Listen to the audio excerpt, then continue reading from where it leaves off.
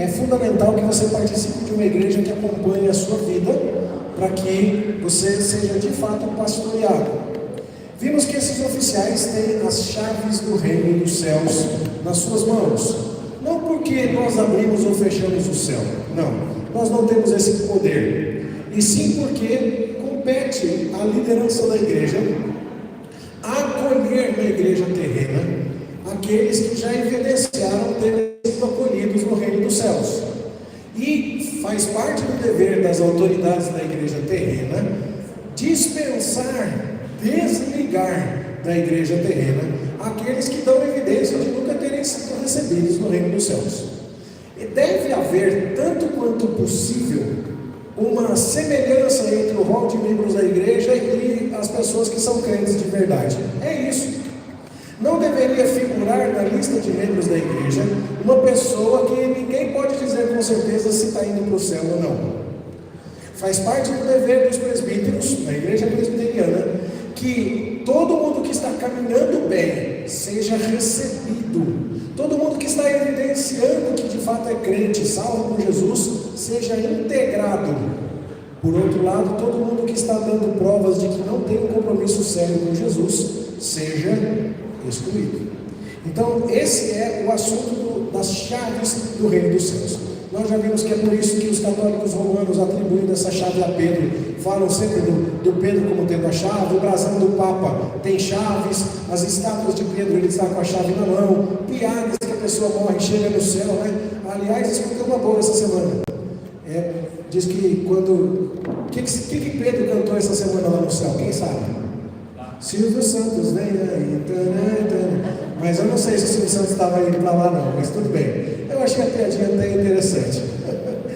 Mas, pois bem, e aí?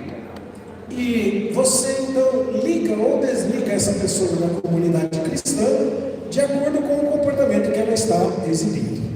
Por que as censuras eclesiásticas são necessárias? Primeiro, para chamar e ganhar para Cristo os irmãos ofensores.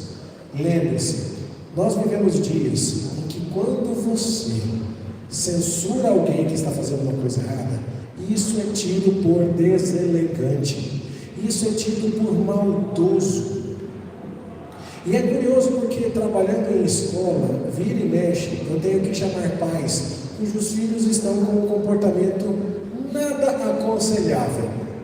E uma das coisas que eu constato muito é, esses pais amam, mas é um amor frouxo. É um amor que deixa solto o filho entregue às suas próprias vontades. Porque a criança não pode sofrer frustração, porque não pode ser educado com trauma. Olha, eu não estou dizendo que traumatizar profundamente uma criança seja algo recomendável, é claro que não. Mas o que acontecia quando a gente fazia alguma coisa errada e era corrigido? Era um pequeno trauma assim, que era profundamente abençoador. Não vou fazer de novo porque eu não quero passar por aquilo de novo. Se isso se chama trauma, e nesse sentido, certos traumas são benéficos para nós. Colocou o dedo na tomada, levou choque, levou trauma, que bênção, não vai pôr de novo. Então, quando você corrige alguém que está fazendo alguma coisa errada, por mais que aquilo doa, por mais que aquilo de certa forma traumatize, existe profundo amor envolvido. Nós temos falado sobre isso. Você sabendo que alguém está errado, não falar nada é maldade. Sun Tzu, chinês, escritor daquele best-seller A Arte da Guerra, diz assim: nunca interrompa o seu inimigo quando ele estiver cometendo um erro. É disso que nós estamos falando. A pessoa está cometendo um erro, você não fala nada. Você está aplicando Jesus Cristo ou Sun Tzu? Você está tratando ela como seu amigo ou como seu inimigo? Quando o seu amigo está fazendo uma besteira, você vai lá avisar. Quando o seu irmão está cometendo um erro, você vai lá chamar a atenção dele.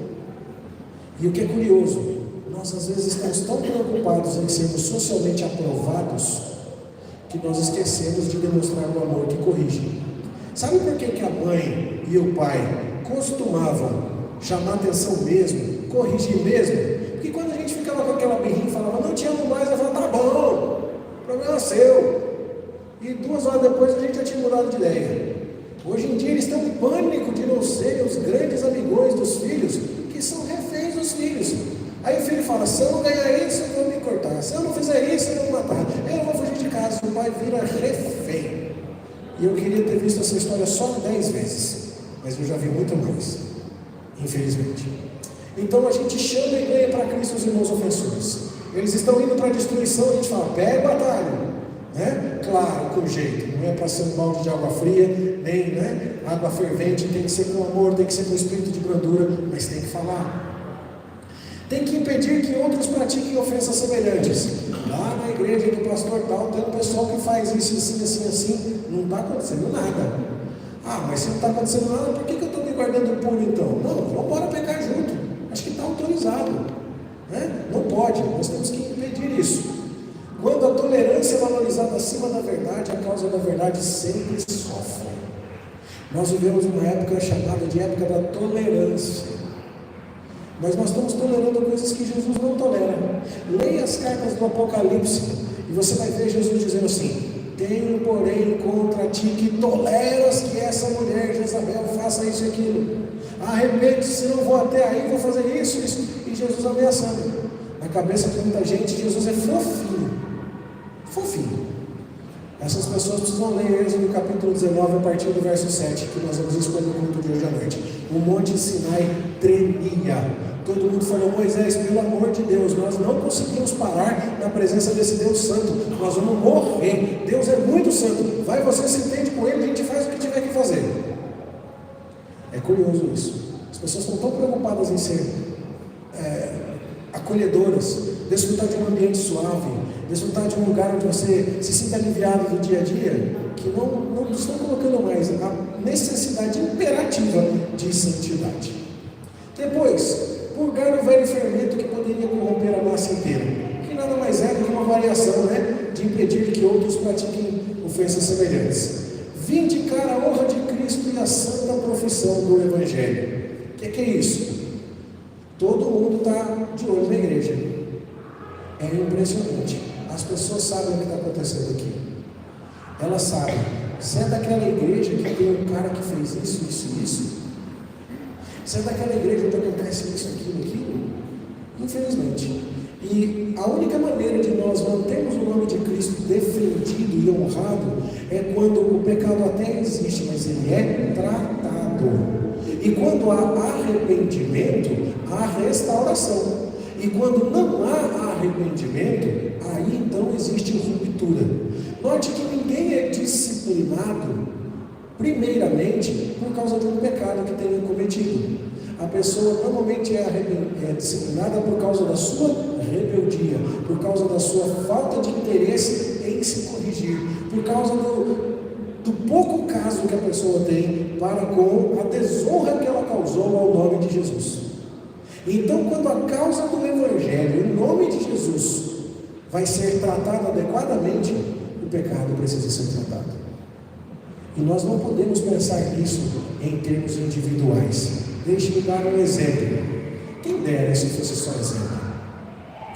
Mas existe, por exemplo, uma família que começou a igreja na casa do trisavô.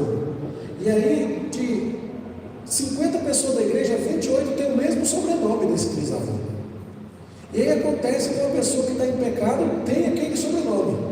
E aí você diz assim: mas se eu tratar alguma coisa com essa família aqui, vai rebelar, todo mundo vai embora, a igreja morreu. Olha, vamos pensar aqui um pouquinho. Ninguém está afim de fazer a igreja morrer. Ninguém está afim de chegar lá e meter o pé na porta e acabar com tudo e ser grosseiro. Não é isso. Mas se a gente não pode mais falar de pecado nessa igreja, não pode confrontar alguém por causa do sobrenome que essa pessoa tem, a igreja já morreu faz tempo. Você só esqueceu de enterrar. O nome de Jesus precisa ser mais importante do que de qualquer outra pessoa. Não importa se é pastor, não importa se é presbítero, não importa se é líder, não importa se tem, sabe, tradições e tradições na igreja. É pecado, precisa ser tratado. Certo? Claro que existem modos de se fazer isso, nós vamos falar sobre isso daqui a pouquinho, né? Pois bem, se isso não acontece, qual é o resultado? A ira de Deus. Deus fala claramente no livro do Apocalipse, Jesus fala que ele vai até as igrejas ali e vai pesar a mão sobre igrejas que não trataram o pecado dentro delas. Então, isso poderia acontecer com justiça. se Deus permitisse essas coisas. Isso não é de hoje. Vocês já ouviram falar de Jonathan Edwards, missionário nos Estados Unidos, no século XVIII? Ele teve um problema lá. Ele sucedeu um pastor que não fazia nenhum esforço em cercar a ceia. Já ouviram falar do que é cercar a ceia? Cercar a ceia é dizer assim: aqui é um banquete de cristãos. Pessoas que vivem uma vida torta lá, depois sentam aqui, comem do pão e bebem do cálice, como se nada tivesse acontecido, estão profanando a santidade desta mesa. Por isso o pastor precisa chegar e precisa dizer: olha, se você não é um crente, nem na comunhão com a sua igreja, não está em comunhão e participando lá, não coma. Por quê? Porque você estará trazendo juízo para si. A gente não sabe, no mundo de hoje, como anda a vida de todo mundo, mas algumas pessoas a gente sabe. E houve uma pessoa específica, e isso aconteceu numa certa igreja aí, que estava com a vida toda torta, e ela sentou e começou a tomar ceia. E eu precisei chamar os presbíteros e falar assim: irmão, aquela pessoa lá está sentando na mesa e está tomando Santa Ceia como se nada tivesse acontecido. E os presbíteros foram comigo lá e falaram: olha, com a vida que você está levando, você não tem o direito de tomar ceia. E nós conhecemos a sua vida, e nós sabemos o que está acontecendo com você. Nós não podemos servir a ceia para você. Nós não vamos sair correndo de você com a bandeja no meio do culto. Mas se você continuar a fazer isso, nós vamos ter que tomar as medidas cabíveis. Nossa, que maldade! Será que a gente perdeu tanto foco que a gente está super disposto a deixar Jesus ofendido, permitindo que alguém participe da ceia de modo indigno, mas não está disposto a deixar o pecador arrependido porque ele pode ficar magoado? Falando assim, parece que a gente tem prazer em chatear as pessoas, prazer em colocar as pessoas para fora. Não é nada disso. Tem nada a ver. Isso é uma coisa que entristece o nosso coração, mas é aquele dever que precisa ser executado. É aquele serviço doloroso e ingrato, mas que quando não é ingrato, talvez não seja uma boa palavra, doloroso, desagradável, mas que quando não é feito, todo mundo sofre. E isso precisa acontecer. Então, isso é assunto para discutirmos, para aprendermos em classe de escola dominical, porque isso vai acontecer com a nossa igreja. Pois bem, só que como é que se faz isso? Então, a gente já discutiu que a disciplina é importante, o que ela tem por objetivo, mas agora vamos pensar como é que se faz isso. Para a obtenção desses fins, quais fins? A pureza da igreja, a bênção de Jesus sobre ela, que o pecado não se espalhe no meio do corpo de Cristo, que todo mundo viva uma vida santa. Os oficiais da igreja, para conseguir isso, devem proceder dentro da seguinte ordem, segundo a natureza do crime e demérito da pessoa. Repreensão. Você acha que a pessoa faz alguma coisa e a primeira medida do conselho é montar um tribunal? Não é, não. Inclusive, no nosso manual presbiteriano, existem inclusive etapas que devem ser preenchidas. Eu já vi caso de irmão que discutiu com o irmão e o outro chamou o outro de bobo. Na semana seguinte tinha uma carta no conselho exigindo a montagem de um tribunal. E quando o conselho falou: irmão, não é assim. Não é assim. Você já tentou falar com o irmão que te ofendeu? Vocês não querem fazer o trabalho de vocês? Vocês deixam o pecado multiplicar no meio do corpo de Cristo? Vocês não estão preocupados? Não, não é isso. É que não se mata mosquito com tiro de canhão, não é assim. Existem diferentes ofensas que requerem diferentes medidas. E vale a pena lembrar aqui. Quero ver. Quem acha que existe pecadinho e pecadão, levanta a mão. Que existe pecadinho e pecadão. Quem estava na aula aí? Existe. Pode levantar a mão todo mundo, que tem pecadinho e tem pecadão, sim senhor. Qual que é o pecado? Por que que tem? Detalhe, o menor dos pecados que for, te leva para o inferno. No que se refere à consequência eterna de ofender a santidade de Deus e tudo mais, o menor dos pecados ofende a santidade de Deus e te faz merecer o inferno. Mas, lá no inferno tem grau de julgamento. Porque Jesus chegou para Pilatos e falou assim: aquele que me entregou para você tem um pecado maior que o seu. Ué, se tem pecado maior é porque tem pecado menor, então tem pecadinho e tem pecador. Quando você estuda Levítico, você vê que se o sumo sacerdote peca, tem que matar um boi. mas se é um irmão comum da igreja, da congregação que peca, mata uma cabra. Por quê? Porque o pecado do sumo sacerdote é mais sério.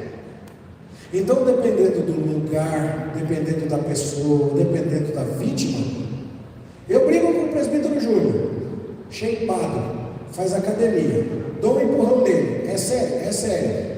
Só que aí eu brigo com o Antônio, filho do pastor Mauro, 7 anos, 30 quilos, e dou um empurrão nele. É igualmente sério ou é mais sério? É claro que é mais sério. Lógico, né? Estou lá no futebol lá, recebi uma canelada do seu Edson, entrou na maldade, soltei um palavrão. É sério? É sério.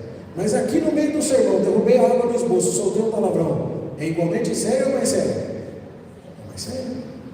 Então o lugar, a pessoa, a vítima, o ofensor, todas essas coisas qualificam os nossos pecados. E você acha que a gente devia sair tratando um praguejar de alguém que derrubou água na calça aí, com a mesma seriedade que a gente trataria um assassinato, um adultério ou coisa parecida? Não. São coisas diferentes e devem ser tratadas de maneira diferente. Então, repreensão, suspensão do sacramento por algum tempo da ceia e exclusão da igreja. São algumas das formas. E para isso, a nossa Constituição e o nosso Código de Disciplina falam a respeito disso. Não haverá pena sem que haja sentença eclesiástica proferida por um concílio competente após processo regular. Fala, seu Edson. Você está comigo? Não vou dizer que Júnior. Leva o seu Edson aí, por favor. Pois não. Pastor, a repreensão é feita só para o indivíduo que cometeu uma ofensa lá, que errou, ou é feita de público? Depende. Ela pode acontecer tanto de maneira processual quanto de maneira informal. Vamos imaginar aqui, eu estou passando aqui para ir no bebedouro ali, encontro os meninos correndo e um empurra o outro e xinga o outro. Aí eu falo, não faz isso, querido, Jesus não gosta disso. Vamos fazer paz com a amiguinha aqui. Eu estou dando uma repreensão? Estou corrigindo? Estou. É assunto de conselho? Vai para a ata do conselho? Não vai. Ok? Então, acaba ali. Ela pode acontecer de maneira informal. E essa é a tentativa de se esgotar as coisas, né? Sempre procedendo do menor para o maior. Tudo que você puder resolver sem levar o assunto às autoridades superiores, resolva. E isso é uma coisa que a gente vê cada vez menos, né? O que acontece na escola? Os pais não querem falar mais com a professora, não, só querem falar com a diretora e com o capelão. O que eu recebi mais esse fim de semana? Não tem vaga lá na escola. Como uma vaga no meu filho? Desde quando eu cuido de vaga? Mas não é problema, entendeu? É capaz de ligar daqui a pouco lá para o Alexandre Moraes. Lá, eu quero vaga no meu filho na escola. Entende? Você tem que falar com a pessoa competente no círculo competente. Então, primeiro momento, fala com a pessoa. Deu certo, acaba ali, ninguém precisa ficar sabendo. Certo? Fala, Júnior. No caso, se um pecado ou a ofensa for pública, ela tem que ser respondida em público. Tá. Se o pecado ou a ofensa é individual, ela obrigatoriamente tem que ser respondida e tratada no particular. Exato. Você procura sempre não aumentar o problema, fazendo ele ficar conhecido por mais gente do que o necessário. Essa é uma primeira questão. Então, imagina aqui, né? O Diego pisou no pé da Rafaela lá. Aí ele conversou com ela e se acertaram. Aí ele precisa vir aqui na frente e falar, irmãos, queria pedir perdão para a Rafaela, que eu pisei. Não precisa. Para quê? Vai ficar, nossa, mas esse Diego ele também não olha por onde anda. E essa Rafaela que não sei o quê, pisãozinho no pé não dói nada. Só aumenta a especulação à toa. Não precisa resolver no particular, beleza. Agora, o contrário também é verdadeiro. Eu estou aqui no púlpito pregando um dia e uso um exemplo horrível e eu, sabe assim, exponho o Diego, constranjo o Diego, conto lá dos problemas dele, lá da juventude dele lá, ele não teve nada disso que eu sei, mas do passado dele com as drogas, não sei das quantas e tal, e aí exponho o Diego. Aí depois eu chego no outro dia e falo, Diego, eu não devia ter feito isso, desculpa aí, e me desculpo com ele no particular. Resolveu? Não resolveu. Eu ofendi ele em público, Nossa, está dando para ver de longe meu suor aí, irmãos. Pastor abençoado, o negócio, olha, até gruda. Muito bem, então, se o negócio é feito em público, precisa ser corrigido em público. Agora, nesses casos todos que eu usei, nada chegou ao conselho. Nada foi objeto da apreciação das autoridades que detêm o poder das chaves. Por quê? Porque só deve chegar à apreciação do conselho depois que as tentativas informais foram feitas. Então, olha, a Rafaela chega e fala: pastor, Diego pisou meu pé feio, foi maldade pura, coração peludo, pastor, você não tem noção não. E aí eu fui perguntar, e perguntei para as pessoas que estavam comigo, falei: será que ele viu? Todo mundo falou: viu, e fez de propósito. Eu fui falar com ele, botou o dedo na minha cara, falou assim: não é porque seu pai é pastor, então vamos usar piso nele, piso com gosto, e tal, e falou. E aí eu chamei o presbítero e tal, e não está adiantando, pastor. Opa, agora o pastor tem que olhar. Ok? Esgotou todas as tentativas de resolver o assunto particularmente, então o conselho interfere. Pode acontecer de isso ser tratado no conselho, então, depois que essas etapas forem cumpridas, e chegando lá, o conselho vai decidir de acordo com a gravidade da falta. Pode acontecer de uma admoestação, que é o nome que o crente dá para bronca. Né? A admoestação, o que é? Uma repreensão, que pode ser oral ou escrita. Então o conselho pode chamar a pessoa lá. A Rafaela pegou e enviou mesmo: pastor, acho que para mal o Diego, ele precisa entender, não pode fazer isso. E até gosto dele, ele até deu uns estudos lá no começo da UPA que foi legal e tal. Eu não queria ele assim tal, não, Gabriel. A Rafaela ama ele mesmo, manda lá. Ela mandou o documento. Quando, normalmente é assim, né? Quando o camarada sabe que o conselho chamou, dá um quebrantamento do espírito na pessoa, já logo de cara, né? Às vezes acontece. Tem gente que vai, sabe, ranhetando, até a hora que percebe que o negócio ficou sério. Se a minha experiência é a estatística do Brasil inteiro, eu não sei. Mas uns 30% dos problemas já se resolvem quando a pessoa vê que o conselho vai tomar uma atitude. Uns 30% ele chega e fala: não, eu pensei bem, eu não quero levar esse assunto adiante não, eu vou pedir desculpa e tal. E aí pede desculpa e aí resolve o problema. E aí fica, vai fazer mais o quê? Já obteve o fim da questão? Já? Ele vai pedir desculpas públicas? Vai. O que mais? Precisa ficar prolongando essa situação? Não. Então, registrou-se lá uma admoestação, por escrito ou verbal, pronto. Às vezes não. Às vezes o problema é mais sério. Como é que é o problema mais sério? É aquele problema que não dá para resolver o mal feito com uma atitude só. Então tem certas coisas que a gente faz, e alguns pecados que a gente comete, que a desonra ao nome de Cristo é muito grave, e que o arrependimento tem uma maneira de se materializar. Eu vou pegar o Diego hoje, tá, Diego? O Diego chega e fala: pastor, eu cansei da Bruna. Você não acredita? Não aguento mais a gabaxinha lá. Deu. E aí, então, que é isso, Diego? Mas tem algum motivo bíblico para você divorciar? Não, motivo bíblico nada. Queimou o arroz semana passada, eu falei: agora já era. Eu falei: Diego, não é assim. Ele falou: pastor, desculpa, mas já falaram comigo, todo mundo já falou comigo, essa é a minha decisão e pronto. Como é que a gente saberia que o Diego está arrependido desse pecado? Como é que arrepende desse pecado? Quando ele volta com a esposa, quando ele deixa a rebelião e ele volta. Enquanto isso, ele não está arrependido desse pecado de abandono da esposa. E aí o que se faz enquanto isso, Diego? Quando você não voltar com essa esposa, está afastado da comunhão da ceia. Por quanto tempo? Eu é que sei o dia que Deus vai dar um arrependimento para ele. Como eu não sei, fica afastado por tempo indeterminado. Normalmente, as disciplinas que o conselho coloca por tempo indeterminado são disciplinas dessa natureza. Ok? Tudo bem até aqui? Pode ser também por tempo determinado. Por exemplo, deixa eu colocar um exemplo aqui. Deixa eu ver. Os exemplos mais comuns e mais escandalosos daí envolvem pecados mais sérios, de dívida, de mentira, de adultério e tudo mais. O irmão adulterou e ficou muito arrependido, mas todo mundo na igreja ficou sabendo. Ele chorou, ele pediu perdão para a esposa, ele aceitou o aconselhamento pastoral e tudo mais, e ele está disposto a receber todo o acompanhamento para, fechar as portas que acabaram levando ele para aquele pecado. Mas se a igreja não dá uma providência nenhuma, parece que esse é um assunto que nós tratamos com naturalidade.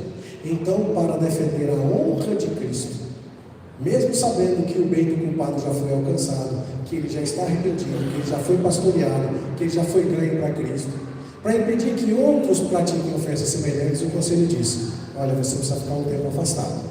E aí então você vai ficar 6 meses, 1 ano afastado da ceia por conta da gravidade desse pecado. É normalmente quando o conselho acaba colocando disciplinas por tempo determinado. Depois, exclusão. Exclusão é quando a pessoa chega e fala assim: é isso mesmo, não adianta, não quero saber, não vou mudar, ema, cada um com seu problema. Aí então ela já fechou a porta do arrependimento, ela está completamente dominada pelo pecado, decidida com relação a isso, não quer saber. Até hoje, agora em dezembro eu vou completar 20 anos de pastorado. Até hoje foram 3 casos de exclusão dos quais eu participei, de gente que não estava mesmo disposta a se arrepender. A grande maioria foi de afastamento da comunhão, seja por tempo determinado ou indeterminado. Mas o que acontece se essa pessoa que está sendo afastada possui um cargo? É um presbítero, é um diácono, é um pastor, e o pecado é incompatível com a continuidade dessa pessoa no exercício do cargo. Então, essa pessoa perde o exercício do cargo. Vamos imaginar aqui um presbítero que comete adultério. Se ele é afastado da comunhão por conta desse pecado, mas não é deposto do ofício, você teria a aberração, Fernando, obrigado. Você teria a aberração dele não participar da mesa do Senhor, mas na reunião do conselho ele vem, participa e vota. Faz sentido um negócio desse? Não. Ok? Você tem a aberração, por exemplo, do diácono. O diácono não está tomando Santa Ceia, mas ele tira plantão e fica servindo a igreja. Faz sentido um negócio desse? Não faz. Normalmente, quando um oficial ele é afastado da comunhão por conta do seu pecado, ele também é deposto do seu cargo. E daí como é que funciona? Ele se arrependeu. Ele era presbítero, estava no exercício do mandato, tinha 2 anos de presbiterato, faltava mais 3 para cumprir, foi deposto, deixou de tomar ceia. Quando ele volta o mandato? Se ele foi deposto, não, ele teria que ser eleito novamente. Ok? E para ser eleito novamente, teria que ter mostrado para toda a igreja um arrependimento bastante substancial.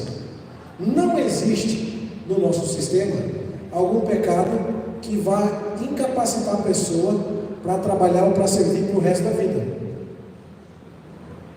E aqui é que a gente às vezes fica, alguns tendem a ficar mais frustrados. Quando os nossos líderes falham conosco, isso nos ofende muito. Isso nos machuca, diz: o pastor foi fazer isso. Gente, tem um caso lá em São Paulo do pastor que esteve na igreja da minha sogra quando ela era jovem, na UNB, que 20 anos depois foram descobrir que o cara teve 20 namoradas diferentes enquanto estava casado. Entendeu? Ascende as congregações, sabe? Várias. E descobriram aquilo muito mais tarde. É frustrante. Muito frustrante. E aí na cabeça da gente, esse tipo de coisa deveria ser, corta o mal pela raiz. E, no entanto, nós não temos no nosso sistema legal aqui, e nem na Bíblia, um pecado que a gente diga assim: esse aqui não pode. No caso desse, eu gostaria que tivesse. No caso desse irmão. Mas vamos usar exemplos um pouco mais suaves, né? Nós não temos um pecado que você diga assim: se você cometer esse pecado, nunca mais você pode ser nada. Nós estivemos lidando muito com isso recentemente na história da nossa igreja.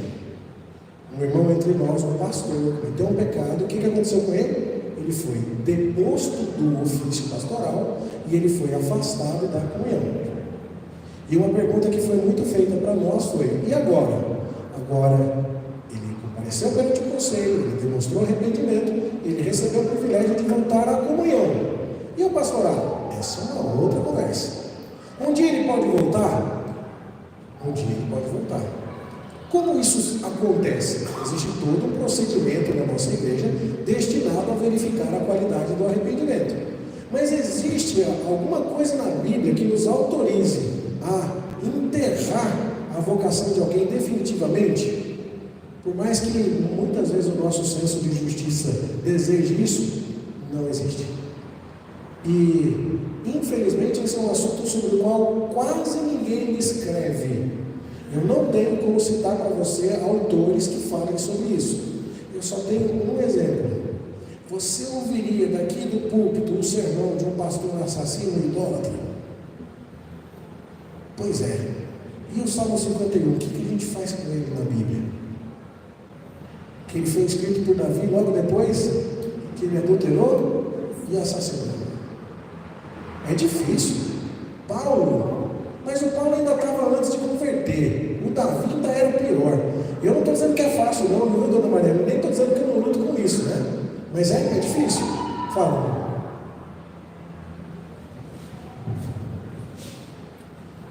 Oi, pastor. O senhor fez a pergunta se você ouviria o sermão da pessoa nesta condição.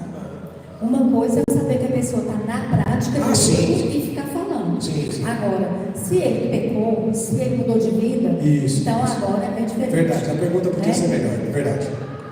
Com certeza. É um arrependido, né? Se ele estiver nessa condição aí, realmente não é para fazer, com certeza. Bom, e aí, meus queridos? As penas que são aplicadas nos tribunais das igrejas, elas devem ser proporcionais às faltas. Quando você tem o pecadinho, é o castiguinho. O pecadão é o castigão. Tá certo? E como é que o conselho tem que administrar essas coisas na hora de fazer o cálculo da disciplina que deve ser aplicada? Falando em termos jurídicos, dosimetria da pena. Dose. Que dose de disciplina que eu aplico? Então, existem circunstâncias que são consideradas atenuantes. Por exemplo, pouca experiência religiosa. Vamos imaginar aqui, a gente fez um estudo, não fez? Que não deve ir na igreja católica ser padrinho, testemunho de casamento de gente na igreja católica, porque lá o sacramento da missa representa a repetição do sacrifício de Jesus. Mas tem gente novo na igreja que não sabe disso. Se for eu, é muito pior. Eu já ensinei isso, entendeu? É diferente. Uma pessoa experiente na fé, alguém que já foi líder, que já estudou esse assunto, sabia e foi mesmo assim. É muito diferente. Depois, relativa ignorância das doutrinas evangélicas, que é mais ou menos a mesma coisa. Influência do meio. A pobre da pessoa mora numa casa onde os irmãos tudo viciados, os pais tudo de outra religião, é o único evangélico na família, o tempo inteiro bombardeado com isso, acabou sua família. É bem diferente daquele que está numa casa onde todo mundo é crente, onde tem bons exemplos, onde tem tudo mais. Uma coisa determinou a outra? Não. Uma coisa exclui a responsabilidade completamente? Não. Mas atenuar é diferente de excluir. Ok? Agravar é diferente também. Então, boa influência ou má influência do meio. Bom comportamento anterior. A pessoa sempre teve um bom comportamento, escorregou agora, mostrava boa, né? Atenua. Assiduidade nos serviços divinos, colaboração nas atividades da igreja, humildade. Não, pastor, conselho, realmente esse que eu fiz está errado. Eu não devia ter feito isso, agora eu fiz, eu quero me consertar. Às vezes o conselho até já enxerga que boa parte dos resultados pretendidos com a medida disciplinar já foram alcançados. Desejo manifesto de corrigir-se. Pastor, me ajuda, eu quero sair dessa. Conselho, por favor, me ajuda. Como é que eu faço para, reverter o prejuízo que eu causei para os outros? Como é que eu faço para não cair nessa armadilha outra vez? E assim vai. Depois, ausência de más intenções e confissão voluntária. Confissão voluntária, vamos deixar bem claro. É quando a pessoa chega e fala, tem um negócio aqui para contar. Ninguém sabia de nada e ela conta. É muito diferente quando alguém viu, fotografou, printou a tela, trouxe no conselho, a pessoa negou, Aí depois, quando chegou na hora, falou, confesso. Aí já não é mais confissão voluntária. Aí já é admissão pressionada, certo? São duas coisas bem diferentes. E por outro lado, os agravantes. Mais experiência religiosa, mais conhecimento da doutrina, boa influência do meio, maus precedentes, ausência aos cultos, arrogância, desobediência e não reconhecimento da falta. Tudo isso para dizer para você assim, nós, ao mesmo tempo em que seguimos o que a Escritura nos fala em termos de princípios, os princípios são quais? Um pouco de fermento leveda toda a massa. O teu irmão pecou contra ti, vai falar com ele. Se ele não te ouvir, chama mais um. Se ele não ouvir, leva para as autoridades da igreja. Se não ouvir, trata como gentil publicano. Quais são os princípios? O pecado não deve ser tolerado no meio da igreja. Ok. A glória de Deus deve ser defendida. O bem do culpado deve ser buscado. Ok. Mas isso são princípios gerais, bíblicos. A maneira como esses princípios se aplicam na vida cotidiana da igreja pode variar. E nesse particular, eu creio que a Igreja Presbiteriana do Brasil tem uma bênção enorme. Nós somos herdeiros de uma tradição que, além dos princípios bíblicos da reforma, tem a regulamentação de como isso deve acontecer. Vou dar um exemplo. A Rafaela trouxe uma queixa contra o Diego. Aí o Diego pisou no meu pé. Se ela entra com essa queixa no conselho, logo de cara, o conselho vai dizer assim para ela: Rafaela, você já falou com o Diego antes? Ela vai falar: não, mas por que a gente vai se envolver numa coisa que você pode resolver sozinho com ele? Trata com ele primeiro. É curioso, queridos, que esse é um princípio bíblico claro, mas tem gente que não está entendendo. Só que lá no Código de Disciplina da Igreja Presbiteriana do Brasil diz que o conselho está desautorizado a levar adiante um processo se a parte ofendida não tentou resolver a questão por meios de convencimento suasório. Olha só, eu posso devolver o documento da Rafaela dizendo: Rafaela, a Constituição da Igreja Presbiteriana do Brasil me proíbe de descumprir a Bíblia.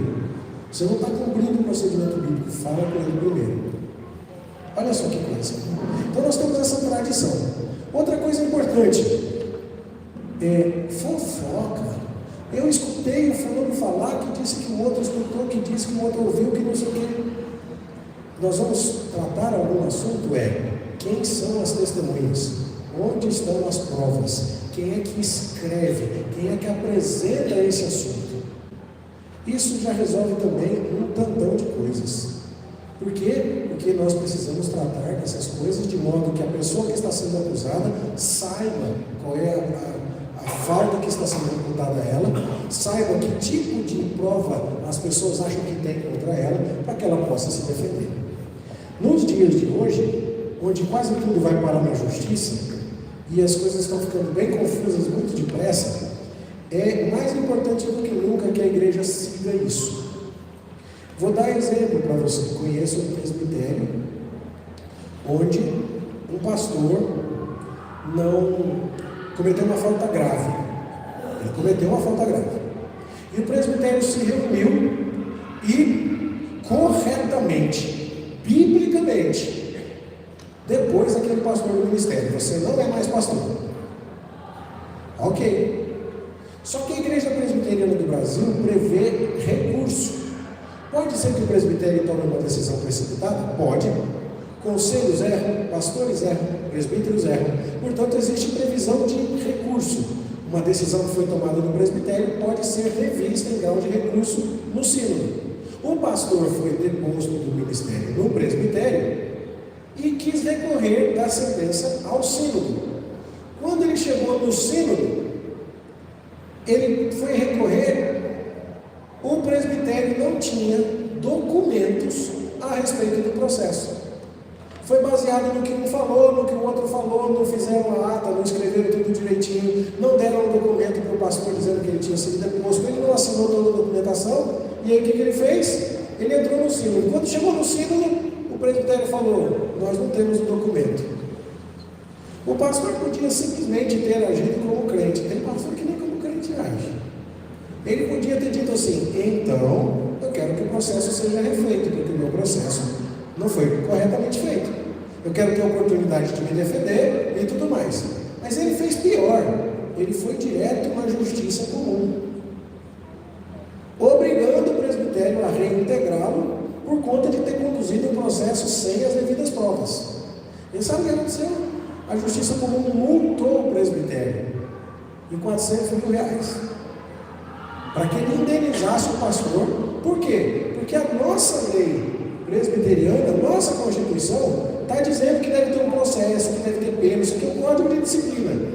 Ele chegou e falou assim: eu me tornei pastor dessa denominação, eu quero ser julgado conforme as regras da denominação. Não fizeram de acordo com as regras da denominação, e agora eu não posso nem me defender de uma coisa que eu nem sei de quem fui acusado.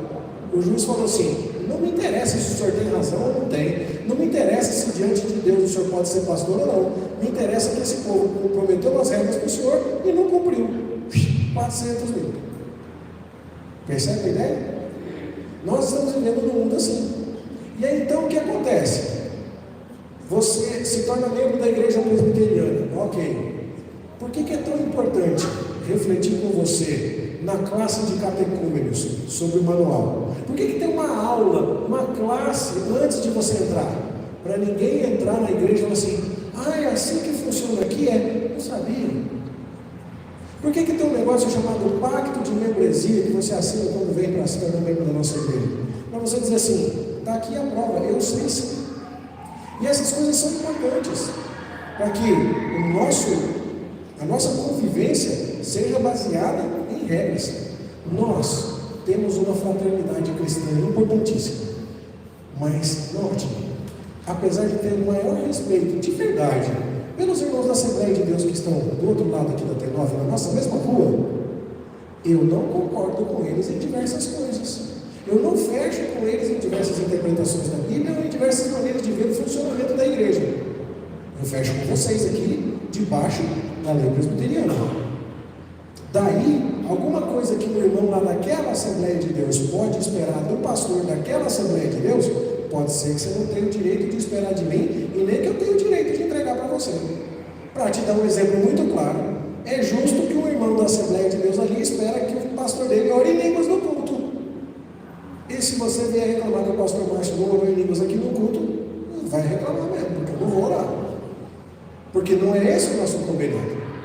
Ok? Mas isso para falar em questões teológicas, também igualmente em questões administrativas. Por exemplo, se o pastor Márcio decide que vai trocar o som da igreja e não pede para os presbíteros, e entra na conta lá, sem falar com o tesoureiro, e muda tudo e paga as contas, pode isso aqui? Não.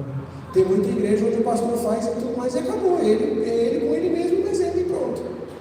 São normas. E essas coisas estão ligadas à nossa consciência de coletividade. Por que é tão importante que nós tenhamos esses momentos de aula? Porque nós não estamos unidos a partir simplesmente da nossa simpatia recíproca. Eu acho todos vocês demais, vocês vão no meu coração, de verdade. Mas não é só por isso que nós estamos unidos. Porque quando chega aquele dia que a gente não está bom, chupou limão, está meio azedo, o que a gente sabe que pode e deve esperar um do outro? A Escritura, a Constituição, os símbolos de fé. Ali não tem conversa, não tem, hoje eu não estou afim, né? Não é assim que funciona. A Bíblia é a regra aqui, a nossa Constituição é a regra aqui. E isso vai ser bom e saudável e proteção para todos nós, em todo o tempo. Porque vai dar um testemunho sério da igreja diante do mundo, vai nos ajudar a cuidarmos uns dos outros e vai eliminar a surpresa do tipo: nossa, mas o conselho censurou aquele irmão que fez aquilo. Tá louco, hein? Na próxima eleição para presbítero, nós precisamos mudar esses presbíteros aí. Porque um dia se viu o presbítero fazer um negócio desse. Gente, estava lá. Foi feito de acordo com a lei. Não foi feito de acordo com a lei? Não precisa nem esperar a próxima eleição para presbítero, não. Chama o presbitério. Aliás, cumprindo a lei bíblica, vai primeiro falar com os presbíteros. Presbítero, olha só, me ajuda aqui. Aconteceu isso aqui na igreja e tal, mas eu estou vendo aqui na Bíblia que não era para ser assim. Temos falado e repetido isso imensamente. Cristo que manda aqui na igreja. qualquer membro da igreja com a Bíblia na mão tem mais autoridade que o pastor sem a Bíblia na mão. Qualquer membro da igreja com a confissão de fé na mão, com os símbolos da igreja, Constituição, Código de Disciplina, tem mais autoridade do que o pastor. Isso é importante para nós, essa é a nossa segurança. Caso contrário, as regras do jogo mudam, ninguém nem foi avisado. E desde quando que é assim? Faz 165 anos que a Igreja Presbiteriana do Brasil está aqui, funcionando com a mesma confissão de fé. E a Constituição que nós temos agora foi aprovada em 1950, 75 anos. Está lá funcionando. Isso é segurança para nós. Fala, Júnior. Aliás, aproveitando a oportunidade, pastor, uma das realidades que o Jardim América está passando é a obra, é a reforma. E muitas pessoas estão vendo que está um pouco demorada a obra. Muito dessa demora se passa pelo fato de que tudo passa não só pelo colegiado dos presbíteros e pastores, como também inclusive de opinião de membros. Então, por exemplo, se fosse na casa de alguém aqui, essa obra já estava lá na frente, porque a pessoa decide. Mas como passa por opiniões diversas, passo a passo, aí a coisa fica um pouco morosa. E aliás, estamos aguardando as decisões lá, pastor. Verdade. Aliás, um membro da igreja está me devendo a resposta. Tá certo. Mas olha só, queridos, então aproveitando só para dar o aviso, né? Nós vamos ter que, provavelmente, cerca de mais 15 a 20 dias de reforma, mais 2 ou 3 domingos, além do previsto, porque o gesso todo vai ter que refazer.